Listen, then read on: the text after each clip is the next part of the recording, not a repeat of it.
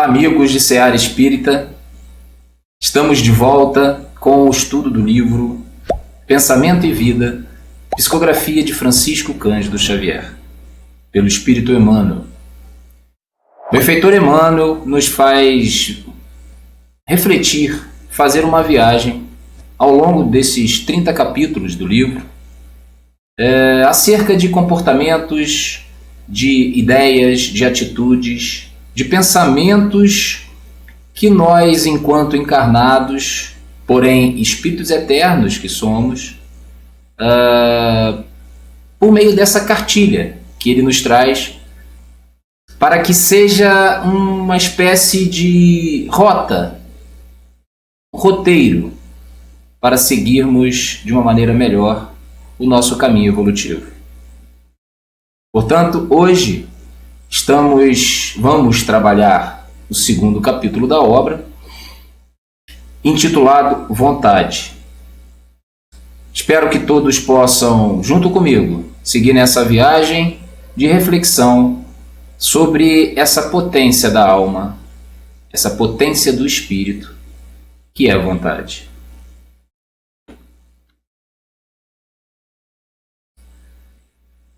Iniciaremos. Capítulo 2, Vontade. Emmanuel começa o capítulo fazendo essa comparação da mente humana como um espelho vivo, um espelho da vida, né? Como ele diz no primeiro capítulo, e algo que ele irá tratar, essa metáfora, ao longo de toda a obra.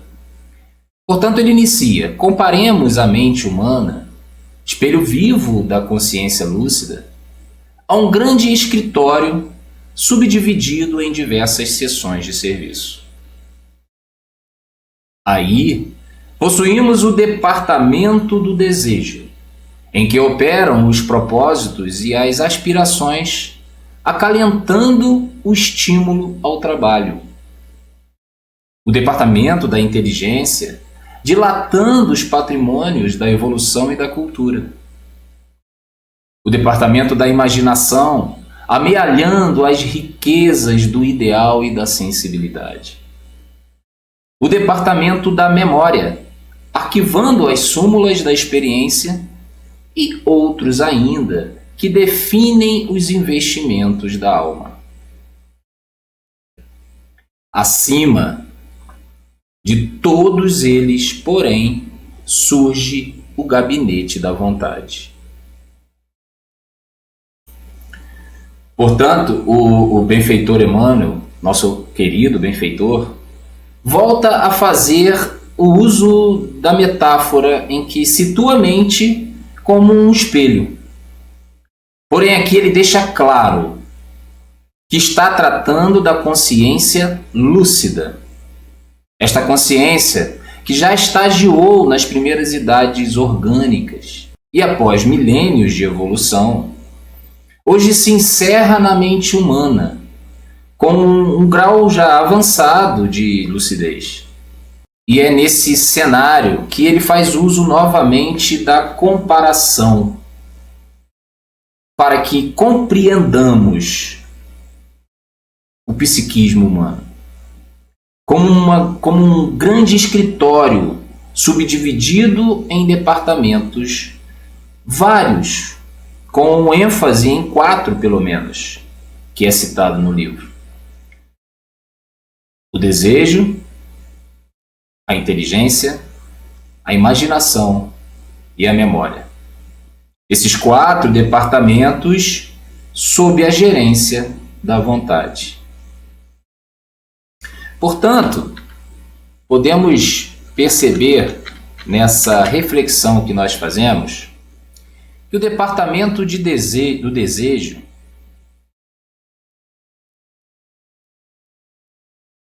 é o setor que promove as aspirações, os propósitos, as escolhas.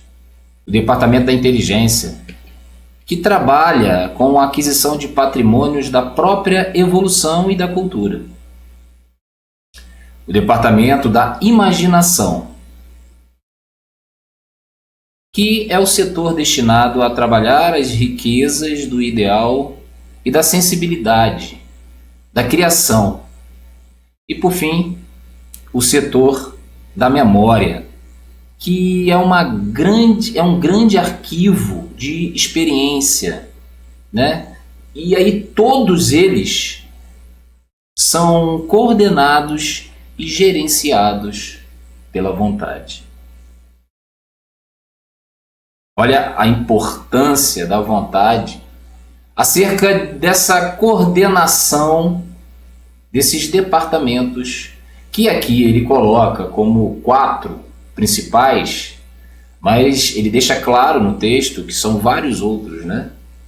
Vários outros departamentos estão presentes ali no psiquismo humano. Ele continua nos dizendo, numa definição mais clara, o seguinte: a vontade é a gerência esclarecida e vigilante, governando todos os setores da ação mental. Portanto, define Emmanuel a vontade como essa gerência esclarecida e vigilante. Vigilante aqui pelo fato de que nós precisamos ter a vontade como algo educado, atento, vigilante. Mais para frente, ele vai falar no texto algo mais específico em relação a essa educação da vontade. E ele diz que essa vontade governa todos os setores da ação mental.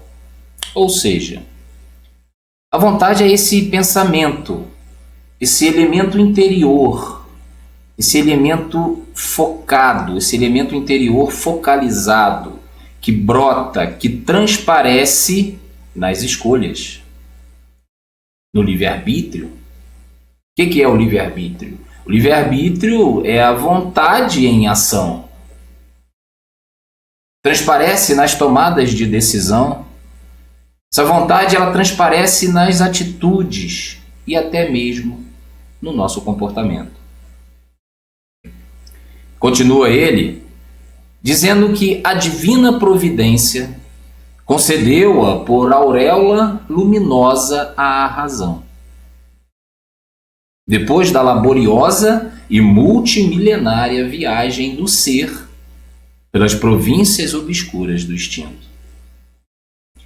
Após passarmos pela multimilenária viagem pelas sombras do instinto, como menciona o benfeitor, chegamos à razão, que é a capacidade do ser em discernir, em saber pensar, em diferenciar. E aí ele coloca a vontade como sendo uma luz acima da razão. A vontade toma o comando desta razão e a direciona. Portanto, a vontade é a potência do espírito.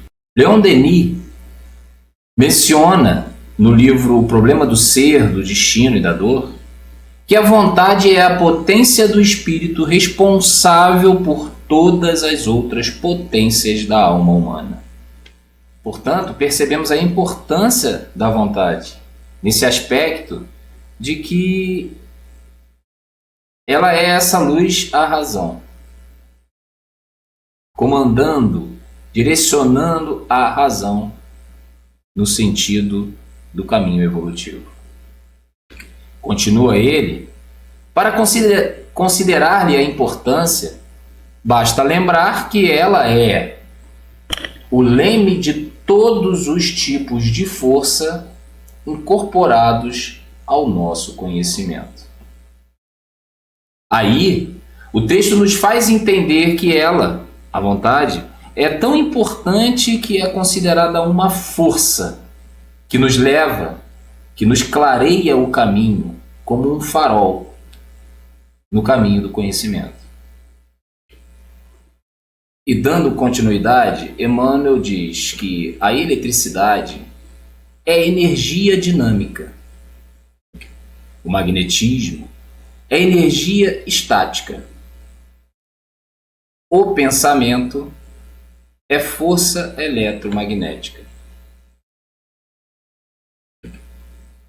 Pensamento, eletricidade e magnetismo conjugam-se em todas as manifestações da vida universal, criando gravitação e afinidade, assimilação e desassimilação, nos campos múltiplos da forma que servem à arrumagem do espírito para as metas supremas traçadas pelo plano divino. A vontade, contudo, é o impacto determinante. Podemos perceber na reflexão dessa pequena parte do texto,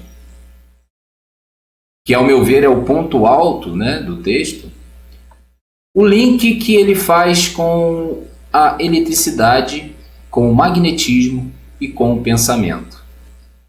Percebemos que o pensamento, a eletricidade e o magnetismo, o pensamento como essa matéria mental, eles, quando reunidos, determinam todas as manifestações da vida universal. Como podemos perceber, criando gravitação e afinidade, assimilação e desassimilação, nas várias formas que servem ao espírito, nos vários corpos e envoltórios que o espírito se serve para a evolução, conforme a providência divina determina. No entanto, a vontade aqui é o ponto determinante, pois é essa carga interna movimentada para acionar todas estas forças. Ele continua nos dizendo que nela dispomos do botão poderoso que decide o movimento ou a inércia da máquina. É esse botão que decide se a máquina trabalha, avança, opera ou se fica inerte, parada, inativa. Continua ele: o cérebro é o dínamo que produz a energia mental, segundo a capacidade de reflexão que lhe é própria. No entanto, na vontade temos o controle que a dirige nesse ou naquele rumo, estabelecendo causas que comandam os problemas do destino. A reflexão aqui é que esse componente orgânico de que se vale a mente, que é o espelho da vida, como nos diz Emmanuel, esse componente orgânico que é o cérebro, né? E como podemos perceber, voltando um pouquinho no capítulo anterior, que o cérebro é o centro de irradiação da mente, produzindo a matéria mental, essa energia, sempre segundo a capacidade evolutiva em que estagiamos. No entanto, a vontade é quem controla, dirige, direciona neste ou naquele sentido, promovendo as causas no sentido evolutivo. A vontade, ela é que direciona se vamos no caminho do bem ou no caminho do mal. E aqui eu trouxe esta frase que o Fabrício Veiga nos faz refletir. A vida é feita de escolhas, e o melhor caminho a seguir nem sempre é o mais fácil. Reflitamos nesta frase, porque é a vontade, né, essa carga interior que determina, que dirige, que direciona, né, o caminho a seguir.